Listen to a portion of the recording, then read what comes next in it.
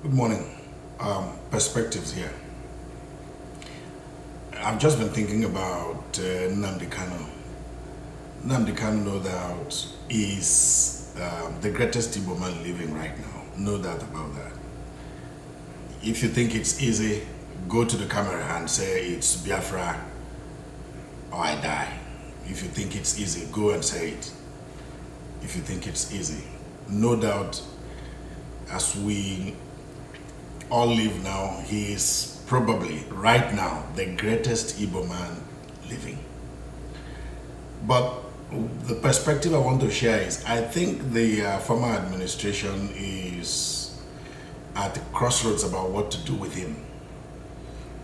They're looking at all the dimensions, they're looking at all the angles. You know, if we release him and he goes back to the southeast, Umuahia will become some kind of a pilgrimage, you know, some kind of a Mecca, that this thing will start all over again and it will be difficult for us to manage. That scenario is real. If NNAMDI KANU goes back to his house in Umuahia, no doubt his followers will definitely make some noise that will make the government uncomfortable.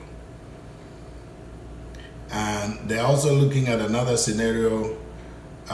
We release him, probably he keeps quiet, probably he talks. They can't even gauge what he will do if they release him. So they can't even pigeonhole and say, okay, this is how the government will be able to manage post-release of NNAMDI KANU. Forget about the fact that the court has said, release this young man. You did something wrong. You know, you kidnapped him more or less from Kenya and you brought him back to the country blindfolded, you know. They don't want to do that. I guess Muhammadu Buhari, the last president, lackluster president who wasted our 8 years, didn't know what to do and probably has spoken to this interim president, this interim man there, sitting on a place so big for him, a place he never earned. He doesn't also know what to do with NNAMDI KANU. If I release him, what's going to happen? He's not somebody I can bring into the office and speak with him and say, walk with me. No, he won't walk. You know that. He will definitely bear his mind about the injustices in the system, you know, which is going on, you know, after the first Biafran war. It's still going on in the system, you know. You just want to stifle a people for no reason.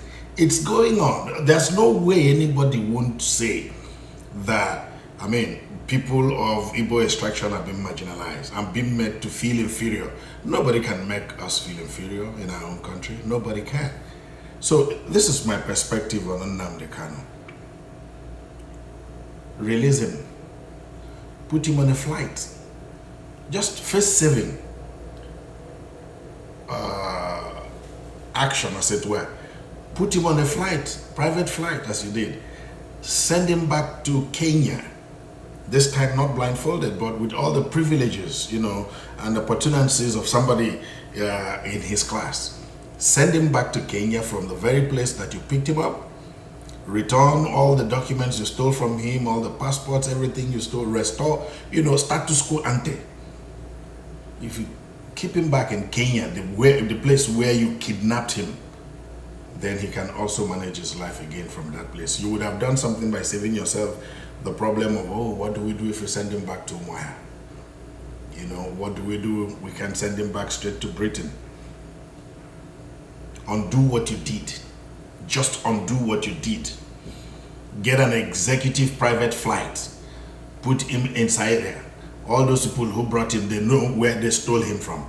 Let them send him back to Kenya and from there pave the way for him to do what he has to do and get back to Britain and live his life the way he wants to live it. He has done nothing wrong. He has just spoken. If you want to shut NNAMDI KANU up, stop all the injustices you have put in the system against a people. If you do that, there will be no need for people like NNAMDI KANU to speak up. Forget about all these other people who have been compromised, you know, by giving them appointments, money and stuff like that. We know all of them. We know all of them. They've all petered away. So just do this face-saving device, or face-saving strategy, rather. get a flight, possibly a fleet, an aircraft from the presidential fleet or anywhere. Put NNAMDI KANU there, send him back to Kenya, the exact place that you picked him from, restore his privileges, and let him take care of his life from there. If you don't do it, if you still keep him in prison, there will be agitation from every corner. There will be no peace in the southeast. We have seen it. If you release him and send him to Umuahia pilgrimage, his followers will definitely swarm his home every day, and that will be uncomfortable for the government. Send him back where you picked him. Let him handle his life from there. That's my perspective on NNAMDI KANU.